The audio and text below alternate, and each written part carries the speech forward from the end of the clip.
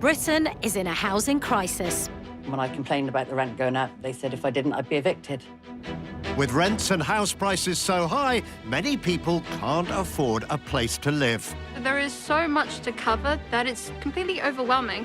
For decades, Britain has simply not built enough homes. We are so deep in this crisis, it's really difficult to articulate how deep we are. The government says it's tackling the problem. Today we launch a new plan to get Britain building again. It's time to build 1.5 million new homes across the country. I'm Justin Rowlatt. This isn't really what I was expecting. I was expecting, you know, cocktails on the lawn. This place is huge. And I'm Anita Rani. I'm gonna just take a step back. Andy, no. We've been travelling across England. Now, the average house price here is 10 times the average local wage. To uncover some of the challenges to building 1.5 million homes. We all know you're not supposed to build on the green belt, but what actually is the green belt? Do you ever just want to throw your hands up and say, what's the point? Hitting the target will need a level of house building we haven't achieved for decades. Yeah, our generation, they want things handed to them. Unfortunately, this is hard work. So can it be done? We are going to build, baby, build, because that is the only way we tackle the housing crisis that we're facing in this country. I'm not going to stand here and say 1.5 million is doable, because it is going to be very, very difficult.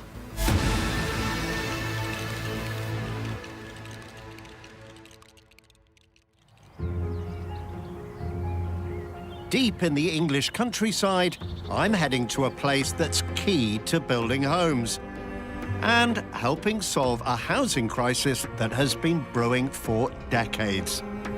Across the UK, the cost of housing has rocketed. Real terms, house prices up 150% in the last 30 years. In some areas, rents are up more than 10% in the last year alone. To begin to address that, the government has set the target of building 1.5 million homes by the end of the Parliament in 2029. Now, that means building more than 300,000 homes a year. That's 100,000, 50% more than we're building at the moment. More homes than we've built since the 1960s. And it means we're going to need a hell of a lot of these. We're going to need a hell of a lot of bricks. This site in Surrey has a long history of digging up clay and baking bricks.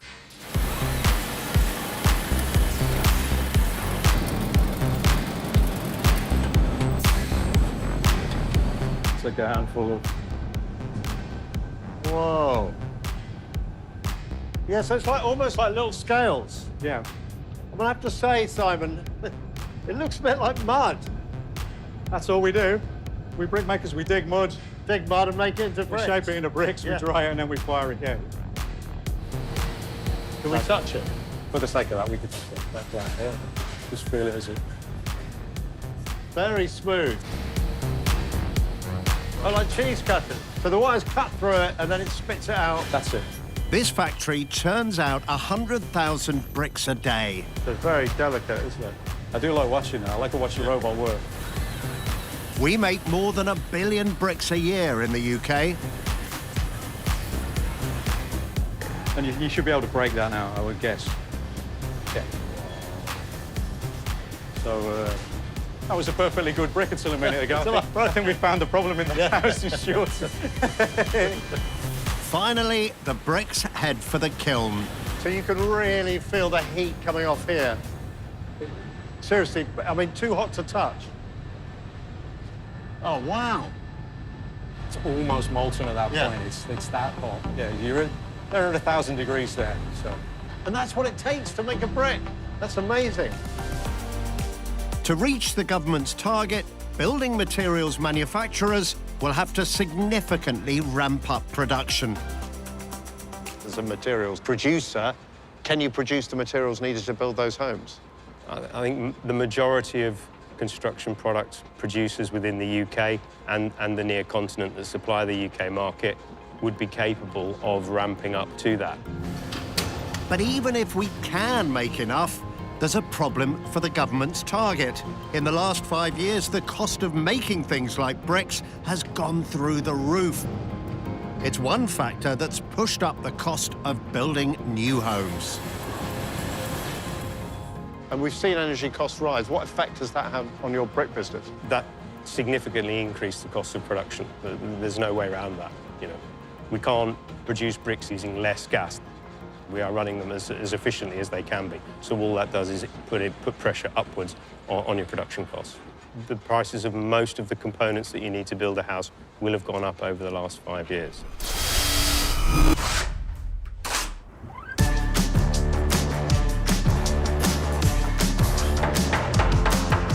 Another challenge to ramping up house building is that we don't have enough builders. It's estimated that the industry will need nearly 250,000 more workers to meet the target. Everything from surveyors through to brickies. We'll need 3,000 new plasterers for a start. This is great. It's not bad. How long have you been doing it? Just over a year. Yeah, just over a year, so... Enjoying it? I'm really enjoying it. I'm an electrician and a decorator. I've done all my courses here through the years, and so I come back to do the plastering. This is very good. Yeah, so now I do all three at once. If you call me out, you get your job done completely. I'll take your cards before I finish. This is the College of North West London, where they train everyone from carpenters to heat pump engineers. They run full-time courses and provide training for apprentices employed by private companies. So we scoop some material onto our hook, and we do a thing called spotting. I mean, the bit before... Get some product onto your trowel, and then you're applying it to the wall. You made that look so easy. It is. How are you doing all of this with you? All right, so it goes on. On it Straight goes. onto the hook. Lovely. Now? Spot it, OK? Off the... That'll do for now. Great. Get it to the wall. Right. Nearly. Needs to be a bit That's it. quicker. You're in. Right. Keep that track. Oh, You're even talking like a plasterer. potty mouth. There you go. Right. Get the angle Get right. some more gear on that hook. Right, come on then. Right. Put that on top. That's fine. Like I said, it's one of the hardest bits. It's so hard. OK. Do you think we need to do more to encourage young people to get into this sector? Oh, without a shadow of a doubt. Do you think there's a snobbery around construction? Oh, without a shadow of a doubt, yeah. Fundamentally, there's always been a disconnect between professionals and construction workers or tradespeople. Over recent decades, more and more young people have gone to university. Further education colleges have sometimes felt neglected. Now the government has announced £600 million in extra funding for training construction workers, including more money for colleges like this. I would say that funding has improved recently, but the sector has been underfunded now for nearly 2 decades. So what would you like to see happen? There is a challenge in our sector of getting the right people to deliver this training and education. The reality is that our teachers earn more money in the trade than they do in education. And that is a chronic problem with our sector. Tens of thousands of EU workers have left UK construction since 2019, due largely to Brexit and the pandemic. It's proving a challenge to bring young trainees and apprentices like these into the industry. But why? Maybe the money. The money in apprenticeship isn't great when you first start. Work hard. Come on, tell me. People don't really want to work hard. Is that right? Yeah. Are you talking about your generation then? Yeah, our generation. They want things handed to them, unfortunately.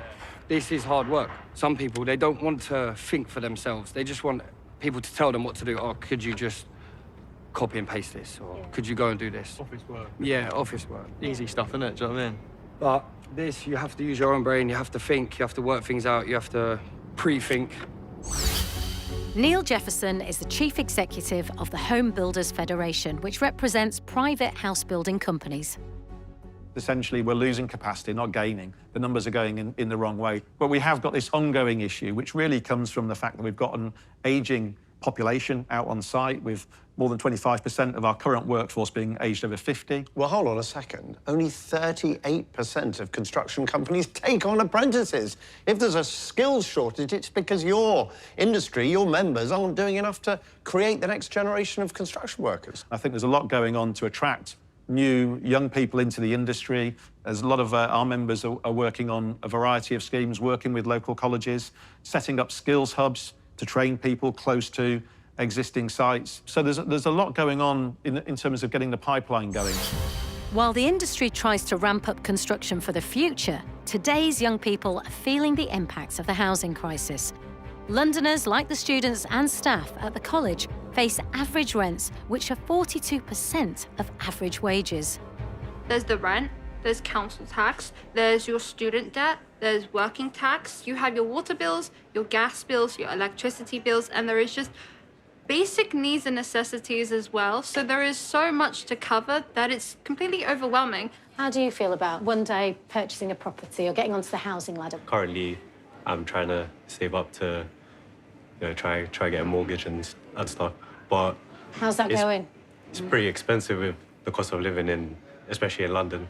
Everything's really expensive. How likely is it, and when are you going to get on the property ladder? Be honest, be totally frank with me. I think you're I couldn't tell you, honestly. You need the money to do, and I don't have the money yet.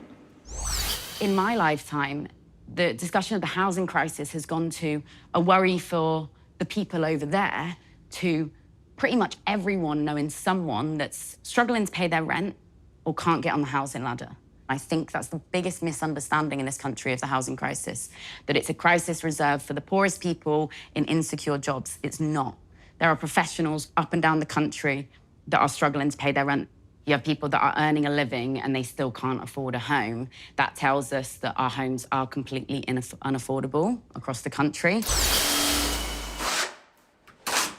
It's time to build 1.5 million new homes across the country.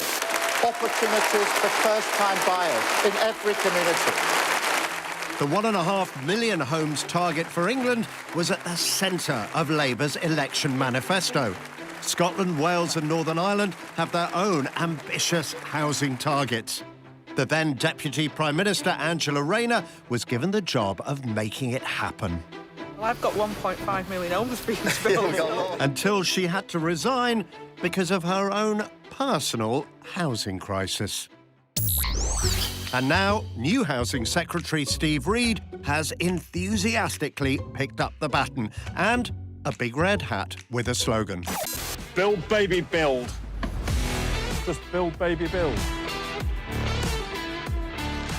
You've been making a big deal about build, baby, build, haven't you? Even wearing a hat, which I have to say is a little bit reminiscent of Donald Trump. Well, it's important to signal to people that we have the determination to solve the housing crisis because people see it in their lives all around them today. And I think it's one of the drivers for younger people of a loss of confidence in our system.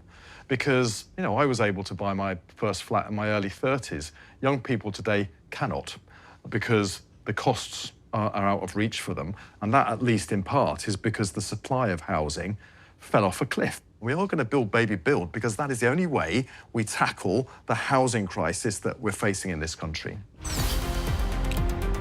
Build, baby, build. It sounds straightforward, but on top of the rising costs of bricks and mortar and the shortage of workers, there's another major challenge for getting homes built. The planning system.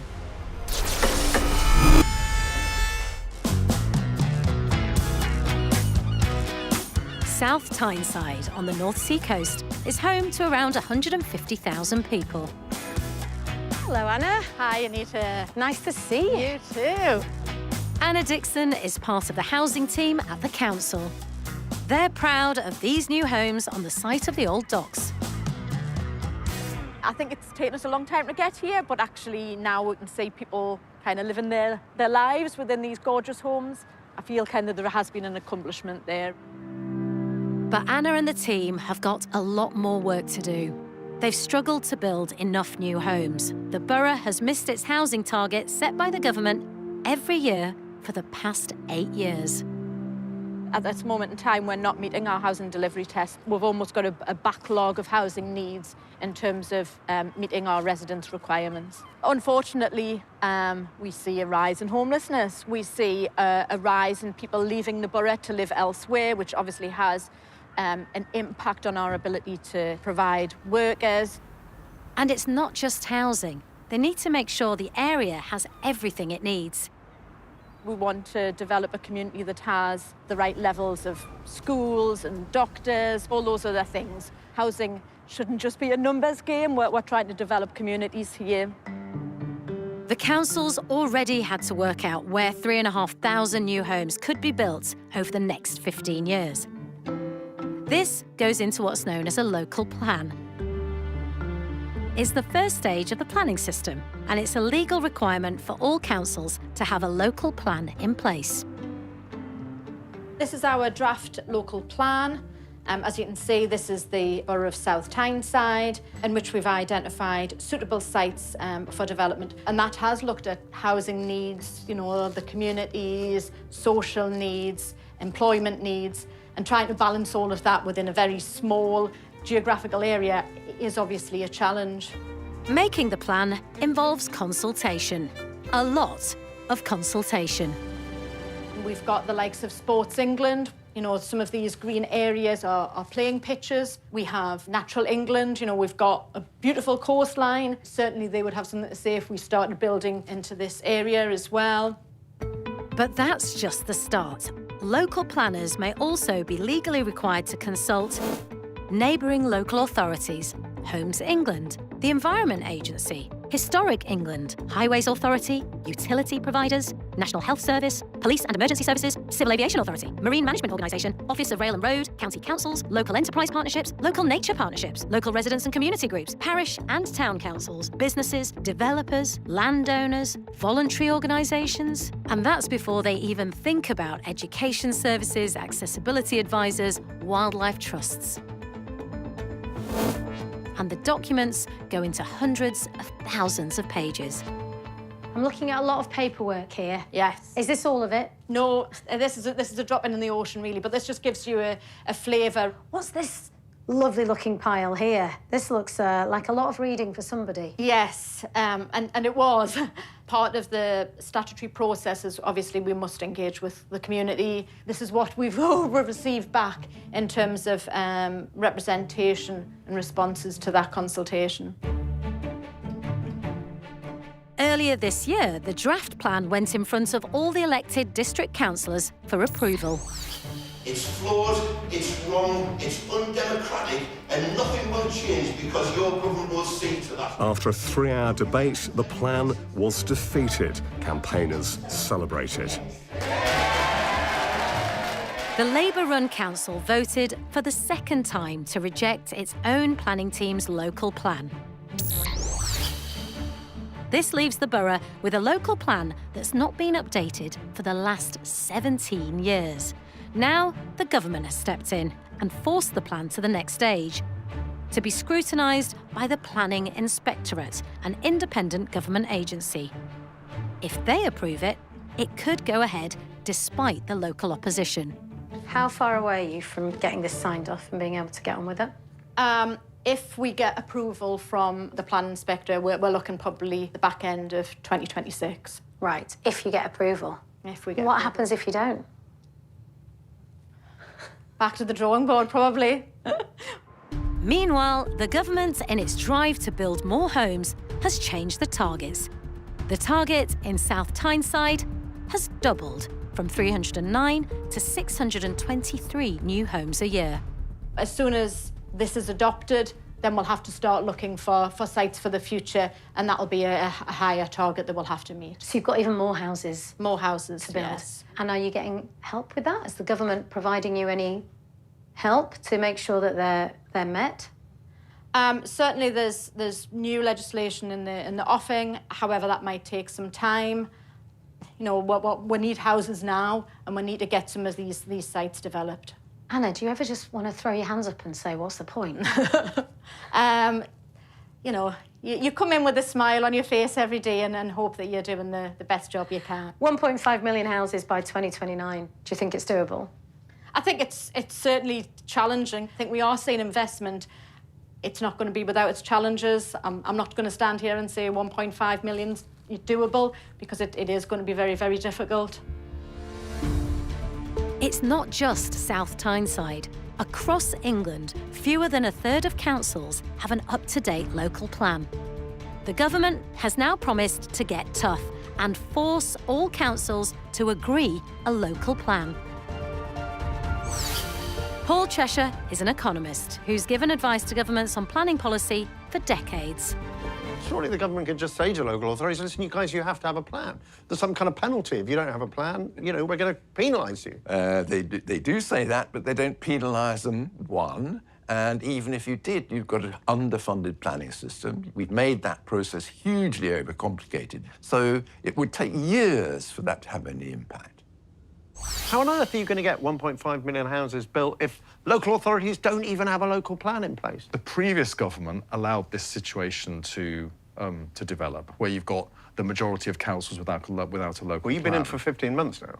Well, and we've got the new legislation going through that will change the planning process, so they're far more incentivised to put one in place, and we will be ensuring that councils put them in place.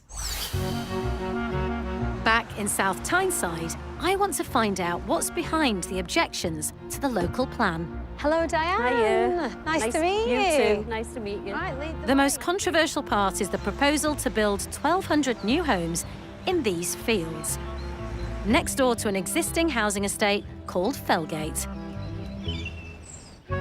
What do I want? Save the greenbelt! The fields are in the Greenbelt, and local residents have formed a campaign group to fight the plans. They say the land is prone to flooding and local roads couldn't handle the increased traffic. You're lucky to have this on your doorstep. Yeah, absolutely. And it would be such a shame if it went. Diane is part of the group, which is also campaigning to protect wildlife habitats in and around the proposed site. So this is Candy. Oh, look at this. Little oasis. And that's Tyler at the back, so Candy's always at the front. You got a whole family. And it is. They haven't been named yet, but they will. And if you hear them, that's them shouting for their dinner. And how long have they been here? 5 years now. Diane has lived in the area for much of her life and visits the ponds every day. What does this area mean to the estate? It means everything. You know, we're in the middle of a housing estate, and right here, right now, you wouldn't know that. You're out, the fresh air, when the sun's shining, it's lovely. When the snow's on the ground, it's really lovely. You know, I've had lots of tragedy in my life, you know, and I think most of us have. But this is my go-to. This is my feel-good thing. This is what makes going to work every day and coming here just kind of breaks that all down. The whole of the day, wherever stresses it might be, go. The council's plan aims to deliver new homes on the nearby farmland and protect and improve wildlife habitats. So how do you feel about the possibility of a housing estate being built? Absolutely mortified. It would be an absolute tragedy. There is a pond further over where they've already built houses. And that pond is where originally Candy lived. Now, there was ducks on there, originally there was swans on there. Because of the building, there's nothing there now. You know, I mean, how can you look at them and just want them to just not be here? You know, they've been here for years now. Some people might think that the need of people and the need for housing is more important. That's probably how some people feel it, but why can't you have a balance? You don't have to use greed. Oh, no. Hey, your mate's turned She's up. going to bite me. She's going to bite me. Does she bite? Yeah, she's does massive. Bite. She does bite. This is what she's after. Candy loves me backpack. Candy's enormous. Candy's been very well fed. Yeah, she has. There you go. Good girl. Coming for a Candy, close-up. no. You did. I know I'm a country file presenter, but you did. I'm gonna just take a step back and watch Diane in in action. Candy, no. No. For now, Diane and the other residents have to wait for the decision of the Planning Inspectorate. But even that won't mean the end of the planning battle. Even once the local plan's been voted through, each individual development then needs separate planning permission. And that's a whole other ballgame.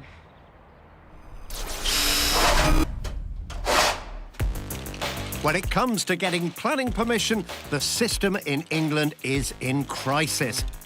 Only 1 in 5 council planning teams are fully staffed. It now takes an average of 2 years to get a decision on an outline planning application for 10 or more homes. That's more than doubled since 2014. And it is particularly difficult to get permission if you want to build on the green belt. Ah, the green belt.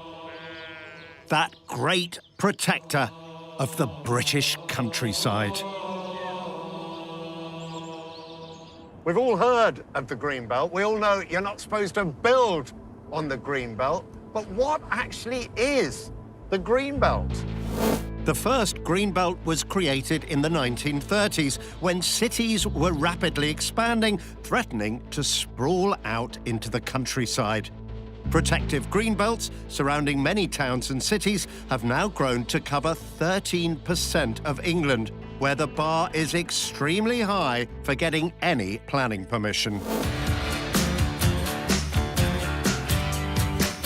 Professor Paul Cheshire is also the author of a major report on the Greenbelt, and he offered to show me round this nice spot of Greenbelt land in Kent near Sevenoaks. So I thought I'd make it a nice day out. What do you think of the hire car? Very good, smart, very smart, Justin. But you still haven't opened the locking there you system. go. We are in the glorious Greenbelt. Beautiful fields and trees and hedgerows. This is very pretty, isn't it? Yes, yes, yes, yes.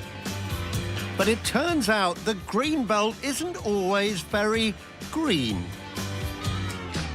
So we're still in the Greenbelt, but this is like light industrial, commercial property, isn't it, around here? Yes, I mean, of course, Greenbelt is very varied land. There's loads of the Greenbelt that's got existing buildings on it. Some of the Greenbelt contains intensive farming, business parks, and industrial estates. The only purpose of the Greenbelt was not that it was green or that it was even particularly attractive. It was only to stop further development. So the Greenbelt doesn't form a useful social function in that sense. And Greenbelt land is often attractive for building homes because it's close to existing amenities and transport links. Paul's study looked at the Greenbelt surrounding 5 English cities. He located hundreds of areas of Greenbelt of limited ecological or social value within 800 metres of train stations for commuting. Enough land, he claims, to build 2 million new homes and more than meet the government's target. I would say that you need to identify those small bits of the Greenbelt that really have very little value in terms of amenity or environment, which have good transport, and then say, you can build on these, and there'll be a presumption that you can build on them, unless there is some absolutely overriding reason why you can't. Sevenoaks needs more homes. The average house price in the area is nearly £500,000, 13 times the local average wage. The area doesn't have a local plan in place. And the council's missed its new homes target for the last 9 years. 93% of Sevenoaks is Greenbelt land. Paul's directed me towards a site that he thinks is ideal for housing. So this place is interesting. Paul said I should visit here.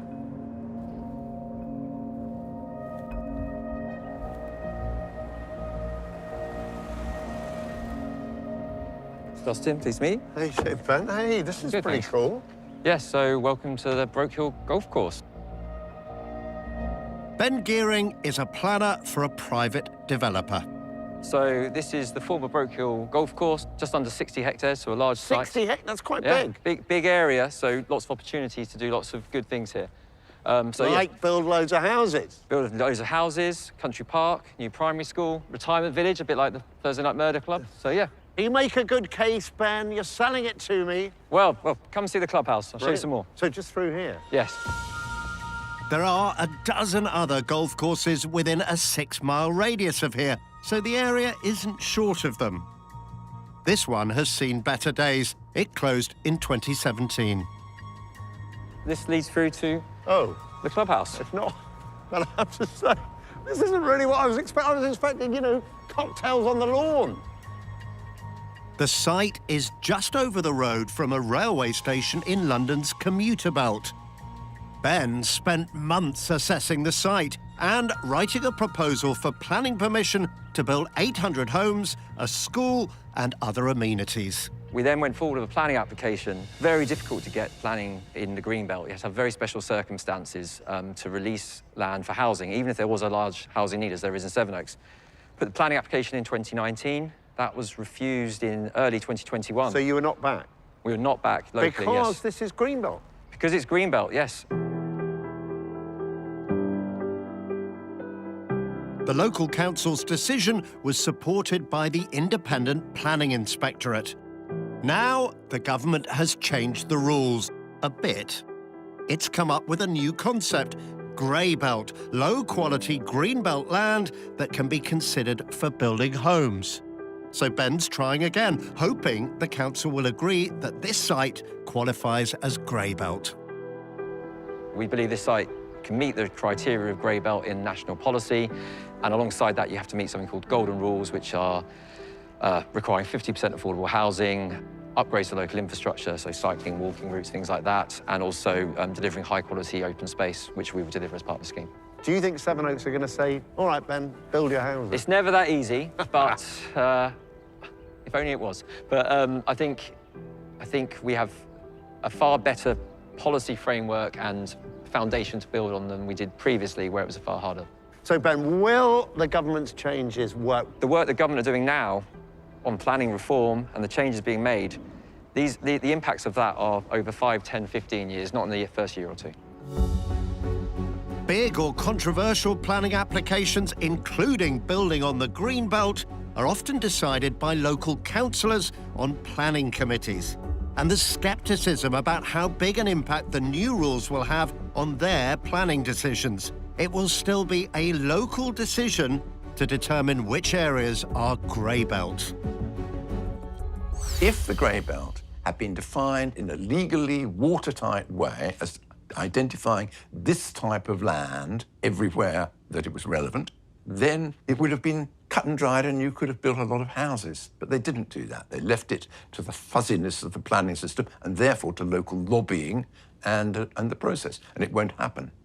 The government has announced grey belt. This won't resolve the issue of building on the green belt unless you impose the rules on local authorities. Well, it will, because what we've done is we've given local authorities house building targets, which the Conservatives talked about but then took away. But at the moment, we've got the problem that local councils are in a position to be able to vote against the new grey belt rules and stop development happening. Yes, and I'm looking at how we can incentivise councils on that. I'm also taking more powers to myself. So where a council unreasonably rejects a scheme under the changes that we're making to the planning rules, I will be able to call them in and I will be able to reverse them.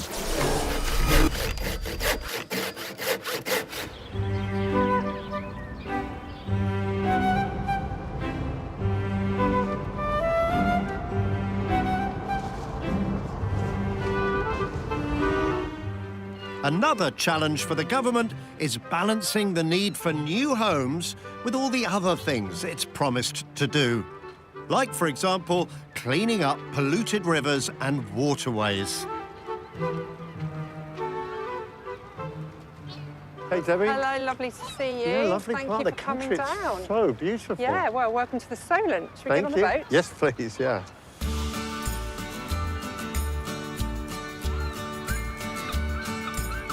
This stretch of water runs between the south coast and the Isle of Wight.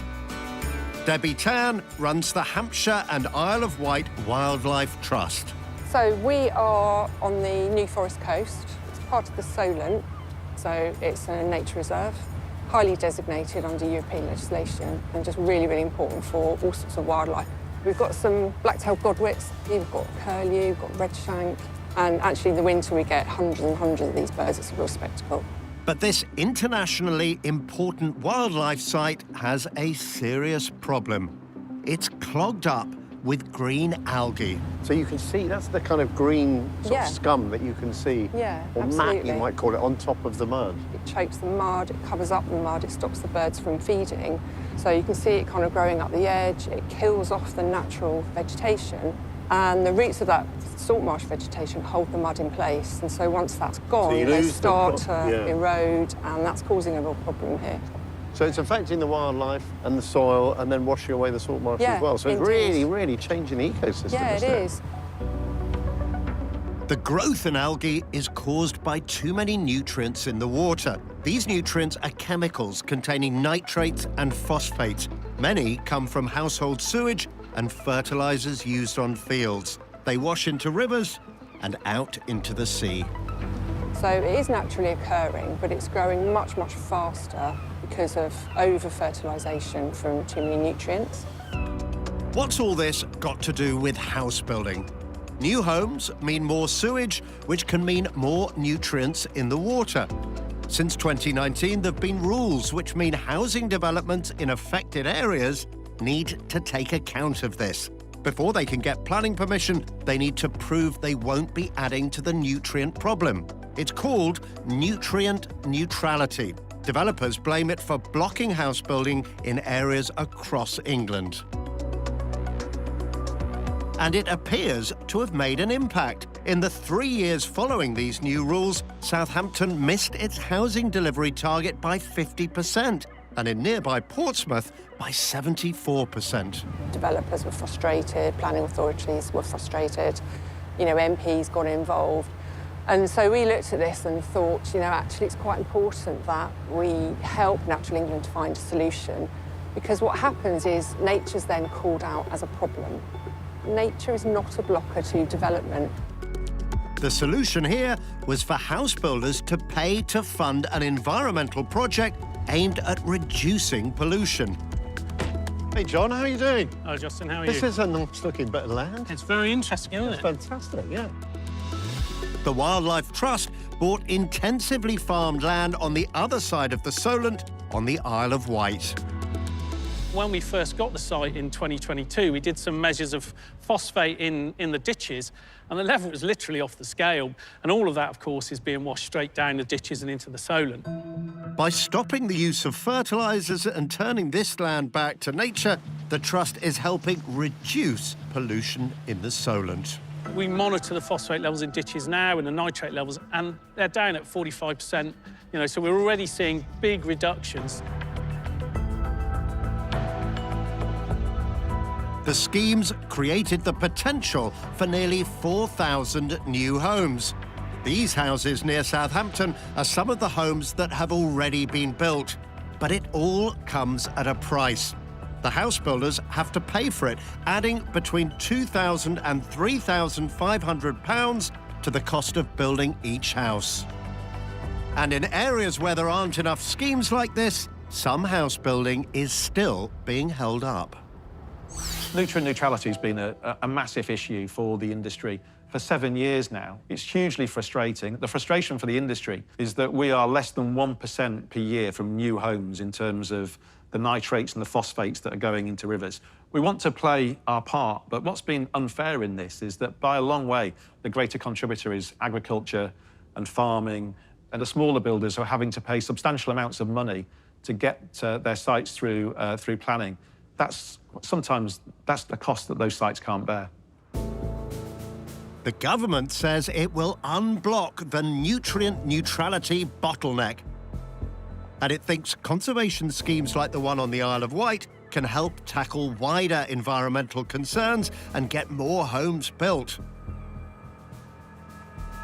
Under proposed new planning laws, developers could pay into a national nature restoration fund to compensate for any environmental damage. But there are fears this will weaken protection for nature. When people hear you say, build, baby, build, understandably, they'll think, well, he's going to bulldoze through environmental regulations. I'm going to bulldoze through the barriers that are stopping people in this country reaching their aspiration to own their own home. But is that going to come at the price of the environment? It's not going to come at the price of the environment. Where we see development, which inevitably is going to directly in the area where you're putting concrete in the ground, is going to damage nature. we will more than compensate for that elsewhere by restoring nature. But that comes at a cost. We went down to the Isle of Wight, about £3,000 for homes as a result of those compensation measures that you're talking about. Well, it depends in the way that so you're... So an extra £3,000, you're pushing prices up, not reducing them. We're looking at the specifics of how it works in localities so that we can start to lower some of the costs. The house building industry in the UK is dominated by a small number of big developers. In recent decades, they've done well out of rising house prices. Between 2007 and 2021, profits went up tenfold to £2.8 billion a year. They've since fallen significantly. The big house building companies build 40% of the new homes in the UK. So if the government is going to meet its ambitious target, they are going to have to be a big part of it. And biggest of the lot is Vistry. It currently builds more homes in the UK than anyone else, more than 17,000 a year. And it's so big, it started building houses not on a building site, but in huge factories like this one in Leicestershire. This is a wood that is used within our timber frame structure to make our walls, floors and roofs. The basic skeletons of the houses are built here, the frames for the roofs, floors and walls, and then shipped off to the building site. So what you're doing is you're kind of... It's like a house kit, isn't it? It's like an Airfix model for housing. It's quite a big place to get around. This place is huge. So we've reached the end of the line. We've reached the end of the line for now. This is a kit of parts, so the whole kind of timber frame structure is loaded onto the lorries and then transported to our site. Vistry hopes these time-saving processes will help it ramp up the number of homes it builds. A normal building site might turn out 50 homes in one calendar year. We've got schemes across the country that are building 200 homes plus in a calendar year. And in the future, we think we can grow to over 20,000 a year in our medium-term plan, and we think that's a good contribution to the national requirement needed each year. 20,000 a year, 5 years, 100,000. Still 1.4 million houses somebody else has to build. There's only 11 big house builders. Can it really be done? To us, it's an ambitious target, but something that we want to help deliver and help work towards, and something that the industry is very keen on delivering. But critics believe the government's reliance on private house builders could spell trouble for their chances of meeting the target. Private companies will only build when they think they can sell and make a profit. With construction costs high, in many areas, making a profit is a challenge, and relatively high mortgage rates are reducing the number of potential buyers. So the fear is the companies won't deliver.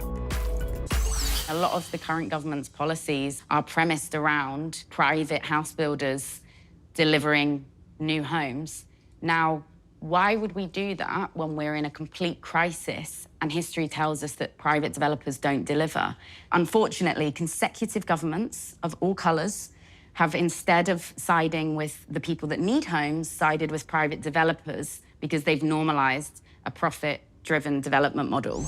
You've got to say that ultimately it's profit-driven companies that can't see the interest in building the homes that are responsible for the deficit we've got in the housing market. No, that's not true. I think actually, for like most private organisations, they're driven by growth, actually, and building more homes. If you look over those years, you'll see that they've always set targets for building more homes, and that would make them more successful. They're driven by growth if they think there's profit in it. If they don't think there's profit in it, they're not going to try and expand their operations, are they? And the problem is they've been too focused on profits. No, I think actually the truth is this is an industry that will build the homes if there are buyers there. But even if the home builders hit the government's target, will it bring down the cost of housing? Will building 1.5 million new homes actually reduce house prices? Well, I mean, there are a number of factors at play here. Increasing supply should mean that, you know, buying a new home becomes more affordable.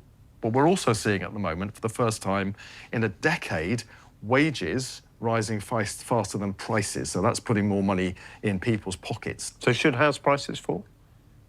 Well, I want it to become more affordable to people to buy a new home. People will hear that and think Steve I don't Reed want to is saying he wants to see house prices fall.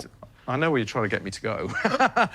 People's home is one of the biggest investments they make in their life, and we don't want to see the value of that investment falling. I want to see new homes being built, and I want people to be able to afford to move into them. So you want affordable homes, but you don't want to reduce prices? I want more affordable homes. That's why we're going to build more homes. reconcilable. We don't have enough, and that is one of the reasons that house ownership has become a nightmare for people rather than a dream. If you were to build 1.5 million houses, it would have some fractional effect on house prices. Fractional? Very small, because it would also depend critically on where they were built.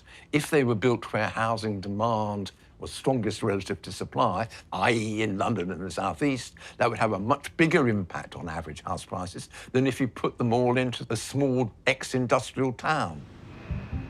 At Vistry, they've taken the decision to move heavily into what's called affordable and social housing, working with housing associations and local councils. Affordable homes are sold or rented for 20% less than the market rate. Social housing is around 50%. The build is often subsidised by government funding, and there's always demand, meaning for a developer, it can be a more predictable and stable business than the private market alone. So we are a partnerships developer.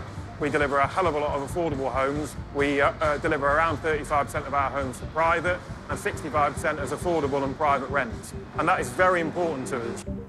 Vistry projects have received more than £250 million in government funding since 2021.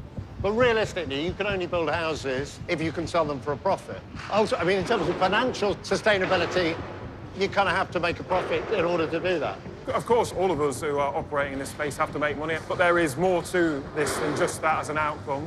You know, we feel there is a social requirement for us to be part of the solution, and you know, the fact that we're very focused on affordable, it is really important to us to ensure we help solve the problem.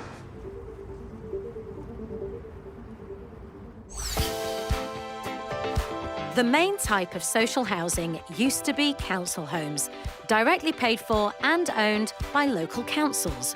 Rents were controlled, tenancies often for life.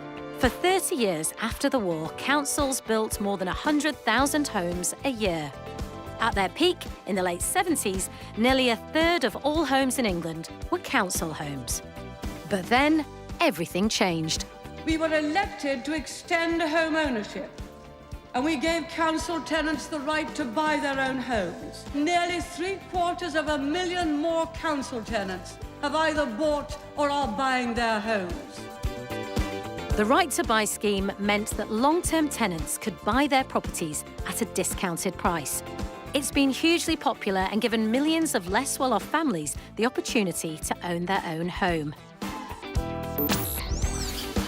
Since Right to Buy was introduced, 2 million social homes have been sold this way in England. Only half have been replaced. Over 4 in 10 homes that were sold under the Right to Buy are now owned and rented out for a profit by private landlords. So we've literally taken a public asset that was good for our country, and we've given it over to the private sector to allow landlords to make a profit off the fact that people need somewhere to live.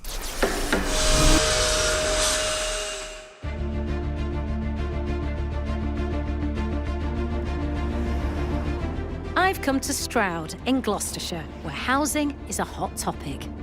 It's near the M5 and on a main railway line. Commuters can get to Bristol, even London. So house prices in this area have gone up so much that now the average house price here is 10 times the average local wage. And that's priced many local people out of the market. The parish of Eastington, just outside Stroud and bang on the motorway, is feeling the impact. They've not been short of proposals for new houses, but they're often not what local people want. Tom Lowe is one of a group of residents who saw the problems this was causing. What are developers wanting to build here? They tend to build 3, 4, 5-bedroom houses. 1 bed, very, very seldom. So people here who are not earning very much can't buy the houses. And indeed, if the houses are built and they're for private rent, they can't afford that either. Over the years, the amount of affordable housing in the village has fallen. The right to buy happened in 1980. So you're looking at something like 175 houses in this sweep here, all of which were built either as council houses or as housing associations, affordable, all affordable, and less than half now. It's meant that many local people have had to leave the area. If you think about extended families, we've got people here who are 80 years old and went to the local school. Their children were born here and went to the local school. Now their grandchildren have difficulty living here. Instead of just trying to block the property developers, Tom and other local residents decided to do something about it. They set up what's known as a community land trust. They got grants and raised money to buy this plot of land on the edge of the village from a local farmer, and teamed up with a housing association to build 23 affordable rent homes. What sort of properties have we got? Well, we just got a couple of bungalows at the front, and these are for people to downsize into. And when they move out to the council houses or the housing association 3-bed housing, they move in there, and we get a 3-bed house elsewhere in the village or elsewhere in Stroud. That's freed up for somebody else. So you've got That's bungalows, what, 1-bed, 2-bed, apartments? These are all 2-bed this side. Yep. The bungalows are all 1-bed. At the very end, we've got 4 flats. People can only apply to live here if they have a connection to the village. Hello, Sally, nice to see you. Come on then. Sally moved in nearly 5 years ago. I grew up in the village, went to the local school. I moved away because there's nowhere to rent in the village, really. Sally says she's had some bad experiences with landlords over the years. I brought a newborn prem baby back to black mould, and when I complained, they just wouldn't do anything about it and put the rent up. And when I complained about the rent going up, they said if I didn't, I'd be evicted. So that was it. I just had to keep paying and keep bleaching the walls, basically. So how important is it that you are here? Oh, very, because my dad's very poorly at the moment. So my son spends a lot of time with him, which I want. And it makes me going to work easier that I can just 5 minutes down the road, I can even walk to my mum's house to drop my son and my dog off before I go to work. Just to have a decent garden and somewhere for my son to play at the front and not have to worry that someone might sell the house and have to find somewhere else. This is like our forever home, really. The project's success means the Community Land Trust is working with another housing association to build 31 more social and affordable homes in Eastington. The government says it wants to build more social and affordable homes. It's announced £39 billion of funding over 10 years, which it says could help deliver 300,000 homes. Is it enough? No. That figure actually equates to about £3 billion year on year up to 2029. Now, in the last Affordable Homes Programme, 2021 to 2026, the figure was about 2.3 billion. So it's hardly, if you count inflation, it's hardly an increase on what the Conservatives were spending. Across England, there are more than 1.3 million households on social housing waiting lists. Some charities and researchers and MPs on the Housing Select Committee think the government should invest to help build 90,000 social homes a year. That could cost tens of billions of pounds of taxpayers' money. All of this costs money, and money is tight. So what's your economic argument for spending more money on social housing? As it stands, between 2024 and 2029, the government will have subsidised private landlords to the tune of £70 billion via housing benefit because private rents are unaffordable. That blows my mind every time I think about it. If you spend money on social housing, it actually creates money for the economy. We would see a decrease in spending on temporary accommodation. Some councils have seen increases of over 230% more in many cases on their temporary accommodation. Charities, researchers and the Housing Select Committee have said we need 90,000 a year. We have to make choices based on the funding that is available. I think it's a pretty good start to have the biggest amount of money to provide the biggest increase in social and affordable housing in a generation. This is a major step forwards in starting to tackle the crisis of homelessness and unaffordability in our country.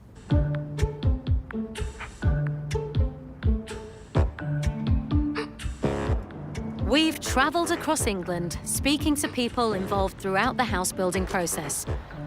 Most people agree that the 1.5 million target is a tall order, and so far, the figures don't look great. Planning permissions granted for new housing developments have continued to decline since the government came to power and are at a record low. So, will the government make it? There's absolutely no way that we will build 1.5 million houses. No way? No way. You say that with real confidence? With the best will in the world, but with the reforms it's got, it's not going to make much difference at all. And one of the problems of the housing system is it's very slow. It's like turning a tanker around. It's going to take a long time to improve the situation. We're not going to meet it because the government have not changed tack. They have continued on the path of a developer-led model of housing in this country. For as long as it's driven by profit, we are going to have problems because profit will always be chosen over the needs of people. The truth is, at the moment, we're flatlining at around about 200,000 homes a year. I think the 1.5 million target is looking increasingly distant, I've got to say that. The chief executive of the Home Builders Federation says, and I quote, "It is looking increasingly distant." Let's be honest, you are not going to meet it, are you? I'm absolutely going to meet that 1.5 million target, and it will make the celebration all the sweeter if people are telling me that I can't do it. Of course we can do it. We can do anything in this country that we want to do. If you fail to meet your 1.5 million target, Steve, will you eat your Build Baby Build hat? Will you? Well, happily at the moment I'm dieting. Maybe the diet will be over by that point. But I do believe this very, very strongly. That target was given to me by the Prime Minister when I accepted this job, and I accepted it. And my job, just like yours or anyone watching this show, my job should be on the line if I fail to meet my target. So I expect to be held to account for it. The government says it is going to build, baby, build, but hitting that 1.5 million target is going to be a huge task. And even if it pulls it off, it's unlikely to make housing significantly cheaper. So what's clear is it will take years to fix this country's housing crisis.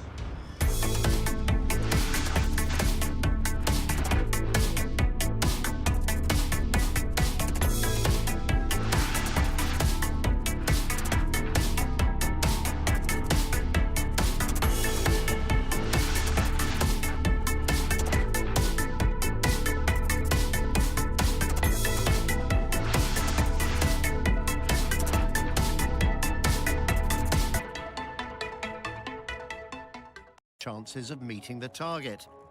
Private companies will only build when they think they can sell and make a profit. With construction costs high, in many areas, making a profit is a challenge, and relatively high mortgage rates are reducing the number of potential buyers. So the fear is the companies won't deliver. A lot of the current government's policies are premised around private house builders delivering new homes. Now, why would we do that when we're in a complete crisis and history tells us that private developers don't deliver? Unfortunately, consecutive governments of all colours have, instead of siding with the people that need homes, sided with private developers because they've normalised a profit-driven development model. You've got to say that ultimately it's profit-driven companies that can't see the interest in building the homes that are responsible for the deficit we've got in the housing market. No, that's not true. I think actually, for like most private organisations, they're driven by growth, actually, and building more homes. If you look over those years, you'll see that they've always set targets for building more homes, and that would make them more successful. They're driven by growth if they think there's profit in it. If they don't think there's profit in it, they're not going to try and expand their operations, are they? And the problem is they've been too focused on profits. No, I think actually the truth is this is an industry that will build the homes if there are buyers there. But even if the home builders hit the government's target, will it bring down the cost of housing? Will building 1.5 million new homes actually reduce house prices? Well, I mean, there are a number of factors at play here. Increasing supply should mean that, buying a new home becomes more affordable. But we're also seeing at the moment, for the first time in a decade, wages rising faster than prices, so that's putting more money in people's pockets. So should house prices fall? Well, I want it to become more affordable to people to buy a new home. People will hear that and think I don't Steve want Reed to is saying he wants to see house prices fall. I know where you're trying to get me to go.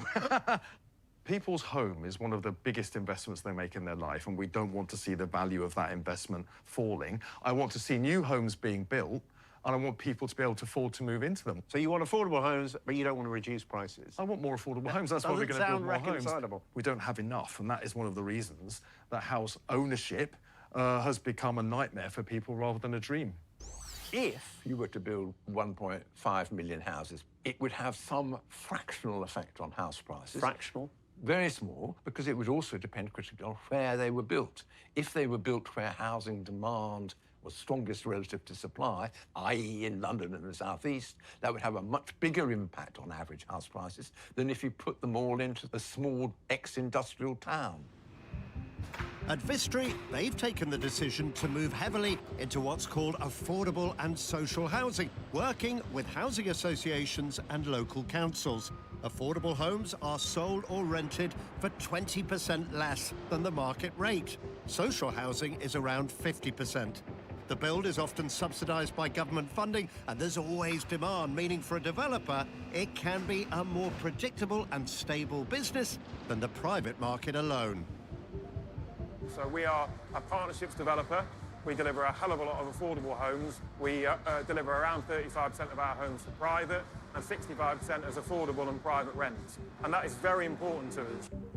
Vistry projects have received more than £250 million in government funding since 2021. But realistically, you can only build houses if you can sell them for a profit. Also, I mean, in terms of financial sustainability, you kind of have to make a profit in order to do that. Of course, all of us who are operating in this space have to make money, but there is more to this than just that as an outcome. You know, we feel there is a social requirement for us to be part of the solution, and you know, the fact that we're very focused on affordable, it is really important to us to ensure we help solve the problem.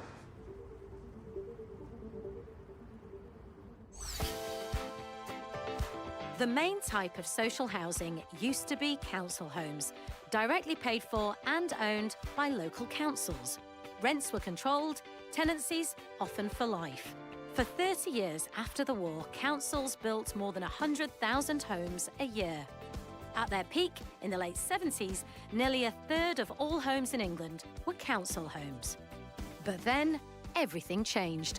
We were elected to extend home ownership, and we gave council tenants the right to buy their own homes. Nearly 750,000 more council tenants have either bought or are buying their homes.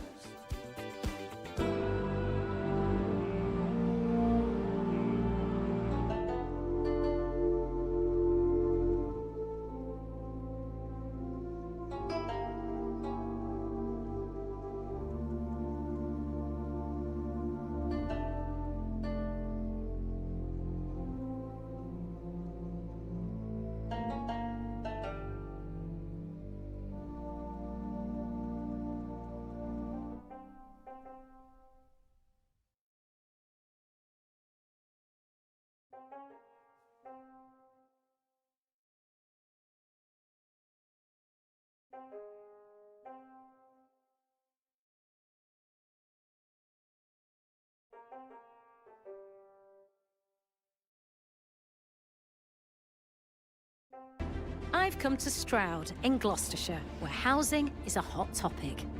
It's near the M5 and on a main railway line. Commuters can get to Bristol, even London. So house prices in this area have gone up so much that now the average house price here is 10 times the average local wage. And that's priced many local people out of the market. The parish of Eastington, just outside Stroud and bang on the motorway, is feeling the impact. They've not been short of proposals for new houses, but they're often not what local people want. Tom Lowe is one of a group of residents who saw the problems this was causing. What are developers wanting to build here? They tend to build 3, 4, 5 bedroom houses. One bed, very, very seldom. So people here who are not earning very much can't buy the houses. And indeed, if the houses are built and they're for private rent, they can't afford that either. Over the years, the amount of affordable housing in the village has fallen. The right to buy happened in 1980. So you're looking at something like 175 houses in this sweep here, all of which were built either as council houses or as housing associations, affordable, all affordable, and less than half now. It's meant that many local people have had to leave the area. If you think about extended families, we've got people here who are 80 years old and went to the local school. Their children were born here and went to local school. Now their grandchildren have difficulty living here. Instead of just trying to block the property developers, Tom and other local residents decided to do something about it. They set up what's known as a community land trust. They got grants and raised money to buy this plot of land on the edge of the village from a local farmer, and teamed up with a housing association to build 23 affordable rent homes. What sort of properties have we got? Well, we just got a couple of bungalows at the front, and these are for people to downsize into. And when they move out to the council houses or the housing association three-bed housing, they move in there, and we get a three-bed house elsewhere in the village or elsewhere in Stroud. That's freed up for somebody else. So you've got That's bungalows, what, one bed, two bed, apartments? These are all two-bed this side. Yep. The bungalows are all one bed. At the very end, we've got 4 flats. People can only apply to live here if they have a connection to the village. Hello, Sally, nice to see you. Come on then. Sally moved in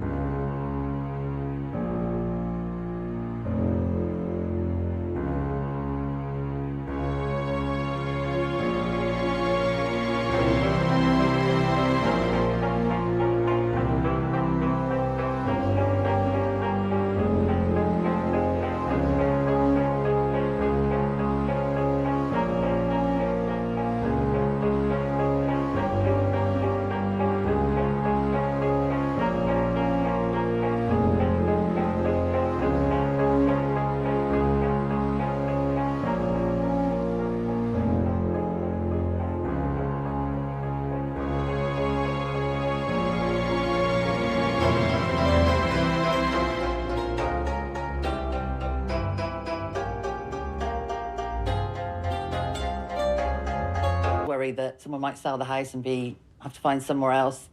This is like our forever home, really. The project's success means the Community Land Trust is working with another housing association to build 31 more social and